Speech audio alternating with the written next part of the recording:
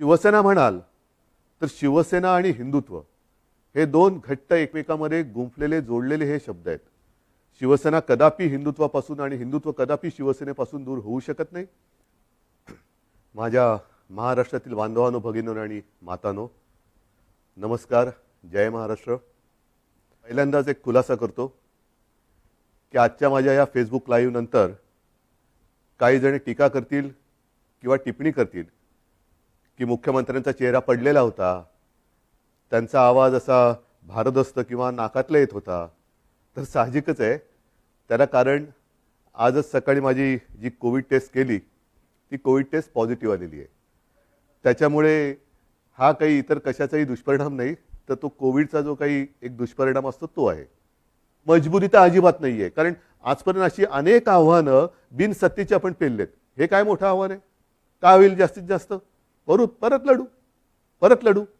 जोपर्यंत माझ्यासोबत शिवसेना प्रमुखांनी जोडून दिलेला सारा शिवसैनिक आहे तोपर्यंत मी कोणत्याही संकटाला भीत नाही. मी गेल्या काही दिवसांपासून प्रसारमाध्यमातून आपल्यासमोर येत आहेत. मग ते शिवसेना आहे, ही शिवसेना बाळासाहेबांची आहे का? शिवसेनेने हिंदुत्व सोडलं आहे का? मग ही शिवसेना नेमकं कोण चालवतोय? मुख्यमंत्री भेटत का नाहीत?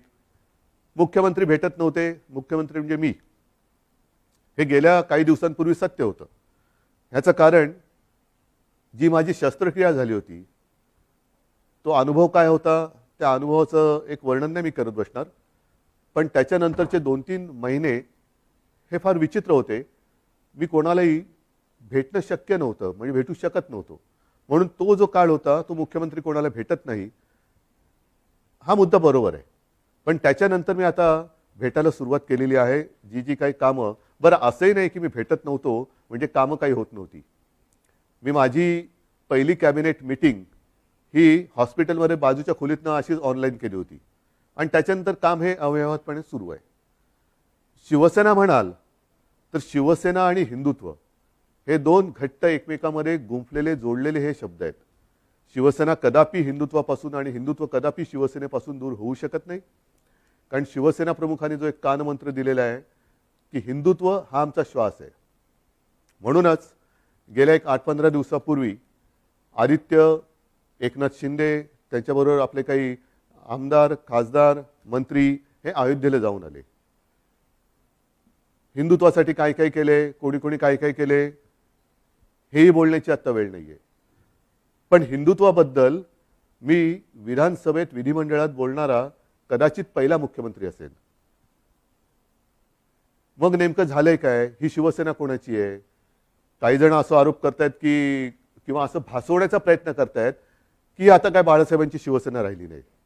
ठीक आहे ना, बाळासाहेबांची शिवसेना आणि आत्ताच्या शिवसेनेत फरक काय नेमका? असं काय मी नेमकं केलेलं आहे की शिवसेना ही बाळासाहेबांच्या विचारापासून दूर जात चाललेली आहे? त्यावेळेला जे विचार होते तेच आपण पुढे नेत आहोत. बरं, त्याच्यानंतर म्हणजे आपल्यातून बाळासाहेब 2012 साली गेले. 2014 साली आपण एकाकी लढलो होतो. तेव्हाही आपण हिंदूच होतो, आत्ताही हिंदूच आहोत, उद्याही हिंदूच राहणार आहोत. मुद्दा, विचार हा तोच राहणार आहे, तोच असणार आहे. पण 2014 साली सुद्धा जी लढलेली शिवसेना होती आणि जिने एकट्याच्या ताकदीवरती प्रतिकूल परिस्थितीत 63 आमदार निवडून आणले आणि ते 63 आमदार आल्यानंतर त्यातले काही नंतर जे मंत्री झाले ती सुद्धा शिवसेना बाळासाहेबांच्या नंतरची शिवसेना होती. आणि त्याच्यानंतरची आत्तापर्यंतची वाटचाल म्हणजे मग मी आता गेली 2.5 वर्ष मी स्वतः मुख्यमंत्री आहे. माझ्यासोबत पहिल्या आणि आत्ताच्या मंत्रिमंडळातले जे काही सहकारी आहेत ते सुद्धा त्याच बाळासाहेबांच्या शिवसेनेतले सहकारी आहेत.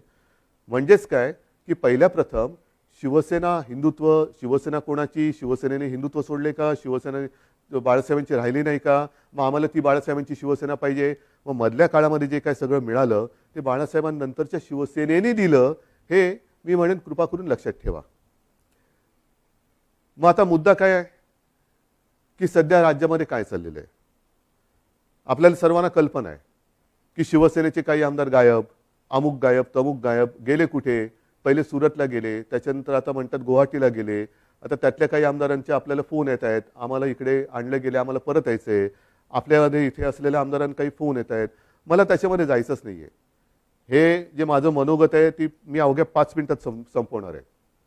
आणि ते एवढ्यासाठी की काल परवा जी आपली एक निवडणूक झाली विधान परिषदेची, त्या विधान परिषदेच्या निवडणुकीच्या आदल्या दिवशी हॉटेलमध्ये सगळे आपले आमदार होते. मी तिकडे गेलो आणि म्हटली काय परिस्थिती, ही कोणती लोकशाही, ज्यांना आपण आपलं मानतो, शिवसैनिक मरवर मरतात, राबतात, निवडून देतात, जनतासुद्धा शिवसेनेच्या विचारावरती विश्वास ठेवून त्यांना निवडून देते, आणि आपली माणसं ह्यांना सुद्धा आपल्याला एकत्र ठेवावं लागतात का? अरे हा कुठे गेला बघा, तो कुठे गेला बघा, मग मध्येच कोणतरी गायब होतो, कुठे गेला होता, नाही मी जरा बाथरूमला गेलो होतो. म्हणजे बाथरूमला गेला तरी संशय, म्हणजे बाथरूमला म्हणजे असं म्हणतात की शंका ठीक आहे, पण लघुशंकेला गेला तरी शंका. ही कुठली ही शाही? ही अशी लोकशाही काय मला आवडणारी आणि पटणार नाही, आणि मला वाटतं बाळासाहेबांनाही पटत नव्हतं आणि आपल्यालाही पटणार नाहीये. मला एक मुद्दा काय सांगायचा आहे की मला कशाचाही अनुभव नसताना जे काय घडलं, मी इच्छेपेक्षा जिद्दीने करणारा माणूस आहे. इच्छा असो वा नसो, पण एकदा जबाबदारी अंगावर आली तर ती जबाबदारी मी पूर्ण जिद्दीने पार पाडण्याचा प्रयत्न करतो, आणि त्याच जिद्दीने मी शिवसेना प्रमुखांना दिलेलं वचन पूर्ण करणारच हा निश्चय मनाशी बाळगून रणांगणात उतरलो. त्यावेळेला मी आपल्यासमोर आलो होतो, आज सुद्धा समोर आलेलो आहे. कोणताही अनुभव नव्हता आपल्याला, तेव्हा नाईलाज झाला, वेगळा मार्ग पत्करावा लागला. काँग्रेस आणि राष्ट्रवादी हे गेले 25-30 वर्ष आपण त्यांच्या विरोधात, ते आपल्या विरोधामध्ये हे लढत आलेलो आहोत. मग त्याच्यानंतर हे जे काय घडलं हे सर्वांना माहिती आहे की काँग्रेस आणि राष्ट्रवादीने, विशेषतः पवार साहेबांनी, ती बैठक आमची तिन्ही पक्षाची झाली. त्या बैठकीमध्ये सगळं ठरलं, आणि ते ठरल्यानंतर मला त्यांनी सांगितलं की उद्धव जरा 1 मिनिट बोलायचं आहे. म्हटलं काय बोलायचं, आता ठरलं सगळं, नाही 1 मिनिट. आणि बाजूला खोलीत गेल्यानंतर त्यांनी सांगितलं की उद्धव हे सगळं ठीक आहे, पण जबाबदारी तुम्हाला घ्यावी लागेल. म्हटलं का? तर तसं नाही म्हणे, आमच्याकडे पण ज्येष्ठ लोक आहेत, काँग्रेसकडे पण ज्येष्ठ लोक आहेत, आणि शिवसेनेकडनं जर तुम्ही नसाल तर ते पुढे चालणं हे कठीण आहे. मी म्हटलं पवार साहेब काय मस्करी करता का? मी आत्तापर्यंत महापालिकेत सुद्धा महापौर जिंकल्यानंतर अभिनंदन करायला जातो, म्हणजे साधा महापालिकेत न गेलेला माणूस मुख्यमंत्री कसा होणार? ते नाही नाही तुम्हाला हे करावं लागेल. ठीक आहे, जिद्द केली, जिद्द. मग पवार साहेबांनी, सोनिया गांधींनी विश्वास टाकला माझ्यावरती. सोनियाजी सुद्धा मध्ये कधीतरी आपुलकीने फोन करत असतात, विचारत असतात. एक गोष्ट लक्षात घ्या की कोणताही अनुभव नसलेला माणूस इकडे बसवणं, त्याच्या मागे नुसता स्वार्थ हा विचार नाहीये, पण एक राजकारण म्हटल्यानंतर राजकारण कुठेही कसंही वळण घेऊ शकतं, पण त्या वळणाला सुद्धा अर्थ पाहिजे. उगाच काहीतरी रडकुंडीचा घाट जो म्हणतो ना, तिकडनं पोलादपूरपासून आपल्या ह्याला महाडपासून वरती महाबळेश्वरला जाताना रडकुंडीचा घाट, जो वळण वळण वळण वळण म्हणजे गाडी चालवता चालवता गाडीचा चालक हा रडकुंडीला येतो. तसं हे वळणदार राजकारण कोणाच्याच उपयोगाचं नाहीये. आजपर्यंत ह्या सगळ्यांनी मला खूप सहकार्य केलेलं आहे. प्रशासनाने तर कमाल केलेली आहे.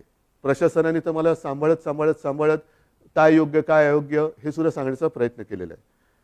आज मी नेमकं काय बोलणार आहे, मला दुःख कशाचं झालेलं आहे, आश्चर्य कशाचं वाटलेलं आहे, धक्का कशाचा बसलेला आहे की काँग्रेस आणि राष्ट्रवादी म्हणाली की आम्हाला मुख्यमंत्रीपदी उद्धव ठाकरे नकोत. तो त्यांचा विचार आहे. दोन्ही पक्ष स्वतंत्र आहेत. ठीक आहे, सत्तेच्या तडजोडीसाठी आपण एकत्र आलो होतो असं जे काही इतर जण म्हणतायत, त्यांच्याप्रमाणे सत्तेच्या साठी आपण एकत्र आलो होतो. पण आज सुद्धा सकाळी कमलनाथजींनी मला फोन केला होता. कालच सकाळी शरद पवारजींनी फोन केला. मला म्हणाले उद्धव आम्ही तुमच्या सोबत आहोत. हा त्यांच्या भरोश्याचा विषय आहे. पण त्यांनी भरोसा माझ्यावरती ठेवल्यानंतर माझ्याच लोकांना जर मी मुख्यमंत्रीपदी नको असेल तर काय करायचं, हा मोलाचा प्रश्न आहे. माझीच लोक म्हणत असतील की ते ठीक आहे त्यांना हवे असतील पण आम्हाला तुम्ही नको. मग मला हेच म्हणायचं आहे की समजा माझ्या लोकांना, म्हणजे मी माझं म्हणतोय ते मला आता माझं आपलं मानतात की नाही मला माहिती नाही, कारण ते माझ्यासमोर नाही आहेत. तर तुम्ही इथे येऊन बोलायला काय हरकत होती?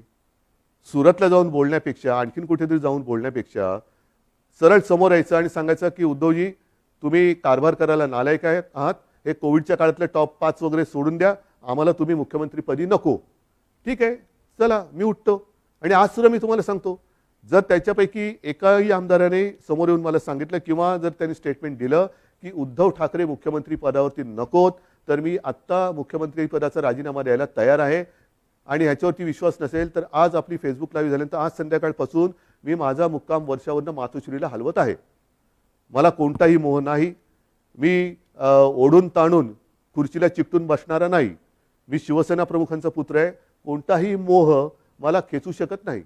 अडवू शकत नाही, थांबवू शकत नाही, पण हे माझ्या समोर येऊन बोला.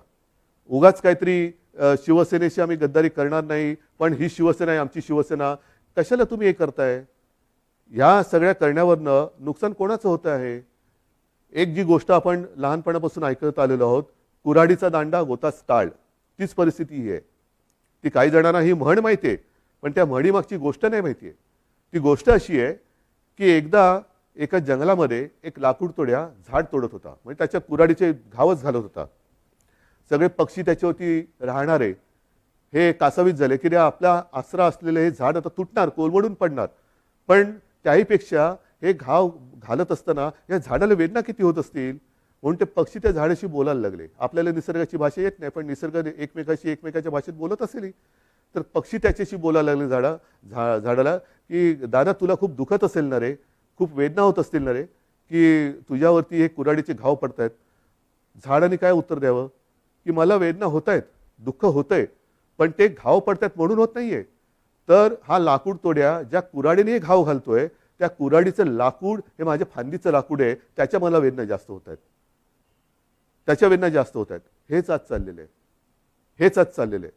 कुऱ्हाडीचा दांडा हा आपला जे गोतास काळ, म्हणजे आपली जी राजकारणातली जन्मदात्री आहे, शिवसेना आहे, तिच्यावरती तिचंच लाकूड वापरून घाव कोणी घालू नका.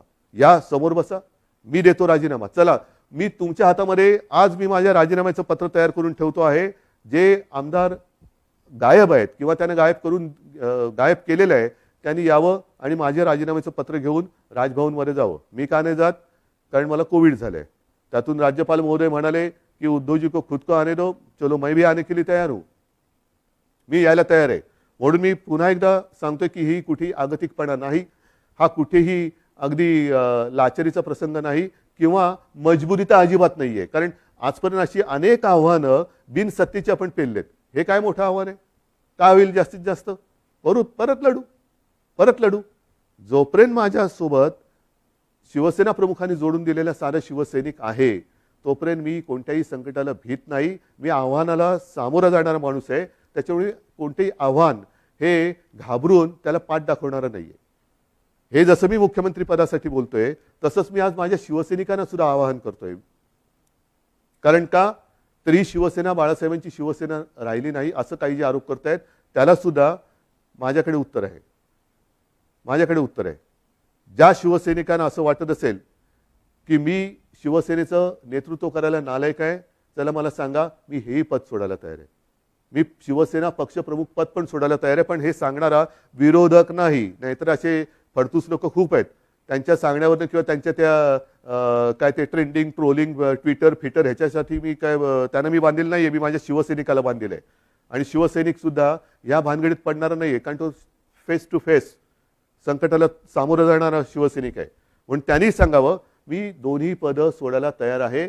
पण मी मुख्यमंत्री पद सोडल्यानंतर जर शिवसेनेचा मुख्यमंत्री होत असेल, मला आनंदाने मान्य आहे. पण त्याही पलीकडे जाऊन केवळ मी मुख्यमंत्री नको, दुसरा कोणी असला तरी चालेल, पण शिवसेनेचा म्हणजे उद्धव ठाकरे मुख्यमंत्री नको, दुसरा कोणी चालेल, चला तेही मला मान्य आहे. पण एकदा मला समोर येऊन सांगा. हे इकडून तिकडून नाही, आमचं तुमच्याबद्दल काहीच म्हणणं नाही आहे. पण तसं नसेल तर जोपर्यंत मी खुर्ची अडवून ठेवले तोपर्यंत काय होणार? काहीच होणार नाही. म्हणून एकदा ठरवूया, तुम्ही या किंवा तिकडनं फोन करा आणि सांगा की तुमचं आम्ही फेसबुक लाईव्ह पाहिलं, चॅनलच्या माध्यमातून पाहिलं, फेसबुकच्या माध्यमातून पाहिलं, आम्हाला तिकडे यायला संकोच वाटतो, पण तुम्ही म्हणालात त्याच्याप्रमाणे तुम्ही आम्हाला नकोत. हे स्पष्ट सांगा. मी या क्षणाला मुख्यमंत्रीपद सोडायला तयार आहे. आणि म्हणून बांधवांनो आणि भगिनीनो, एकच सांगेन, शेवटी ही पदं येत असतात, पदं जात असतात. आयुष्याची कमाई काय? पदं नसतात. पदावरती बसल्यानंतर जे तुम्ही काही काम करता, त्याच्यानंतर जनतेची प्रतिक्रिया काय असते, ही आयुष्याची कमाई असते. आणि या 2.5 वर्षामध्ये जे प्रेम तुम्ही मला दिलत, कुठे झाली हो आपली भेट? पण ह्याच माध्यमातून मी तुमच्याशी बोलत आलो. आणि अनेक जणांनी मला सांगितलं की उद्धवजी, तुम्ही बोलताना आमच्या कुटुंबातला एक माणूस आमच्याशी बोलतोय असं वाटतं. हे भाग्य मला नाही वाटत ह्याच्यापेक्षा आणखीन काय असू शकेल. ज्यांची ओळख पाळख नाही, दूर कुठेतरी राहतात, अगदी मुंबईत राहिले तरी भेटीचा कधी योग येईल असाही भाग नाहीये. पण या माध्यमातून जेव्हा मी तुमच्याशी बोलतोय, तेव्हा तुम्ही आमच्या कुटुंबातले वाटतात, हीच तर आयुष्याची कमाई आहे. आणि आयुष्याची कमाई माझ्यासाठी तरी भरपूर आहे. मुख्यमंत्रीपद हे तेव्हा अनपेक्षितपणाने आलं. आत्ता सुद्धा मी यायला चिकटून बसत नाहीये. जर तुम्ही सांगाल, मी आत्ता त्याच्यावरनं पाय उतार तयार आहे. आणि हे माझं नाटक नाही, अजिबात नाटक नाही. कारण नाहीतर म्हणतील की काय हे असं करायचंच होतं. नाही, मला काय म्हणायचं आहे की तुम्ही संख्या किती कोणाकडे आहे हा गौण आहे विषय माझ्याकडे. शेवटी ही जी काही लोकशाही आहे, त्या लोकशाहीमध्ये संख्या ज्यांच्याकडे अधिक असते तो जिंकतो. मग ती तुम्ही संख्या कशी जमवता? प्रेमाने जमवता, जोर जबरदस्तीने त्या धमक्या दटवण्या देऊन जमवता, हे नगण्य असतं. पण समोर उभी केल्यानंतर डोकी मोजली जातात आणि अविश्वास ठराव मंजूर किंवा अमंजूर होतो. मी ज्यांना माझे मानतो त्यांच्यापैकी किती जण तिकडे गेलेत, किती जण माझ्या विरुद्ध मतदान करतील, नाही. एकाने जरी माझ्या विरुद्ध मतदान केलं तरी ते माझ्यासाठी लाजिरवाणी गोष्ट आहे. आणि म्हणून मला हे एकही मत माझ्यावरती त्यांना अविश्वास ठराव दाखवण्याची वेळ येऊ नये म्हणून त्यांनी मला सांगावं. मी कुठेही त्या नावाचा उच्चार करणार नाही, वाच्यता करणार नाही. तुम्ही सांगा मी मुख्यमंत्रीपद सोडलं, बस. ह्याच्यावर आणखीन काय सांगू? मी माझं मन घट्ट करून तयारीने बसलेलो आहे. मात्र बांधवांना आणि भगिनींना एकच सांगेन की जे प्रेम तुम्ही आजपर्यंत दिलं, उद्या मी सांगितलेलंच आहे की मुख्यमंत्रीपदी माझी राहायची अजिबात इच्छा नाही. पण त्याच्यानंतर सुद्धा जेव्हा जेव्हा आपली भेटगाठ होईल, ती मात्र जसा मी फिरत जाईन तशी प्रत्यक्ष होईल.